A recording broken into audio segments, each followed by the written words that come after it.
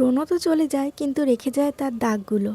আজ আমি 5টা এমন সহজ উপায় বলবো যেগুলো ব্যবহার করলে তোমার ব্রণর দাগ কমতে বাধ্য। প্রথমে বলবো অ্যালোভেরা জেলের কথা। অ্যালোভেরা জেল রাত্রেবেলা লাগিয়ে রাখলে স্কিনকে হিল করে দ্রুত দাগ কমায়। যদি ফ্রেশ অ্যালোভেরা পাও সেক্ষেত্রে খুবই ভালো হয়।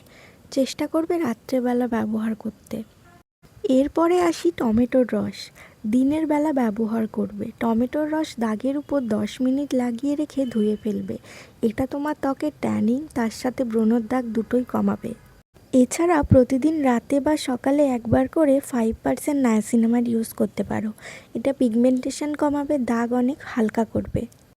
এছাড়া একটা ফেস মাস্কের কথা বলবো, যেটা হচ্ছে 1 চামচ হলুদ আর 1 চামচ টক দই।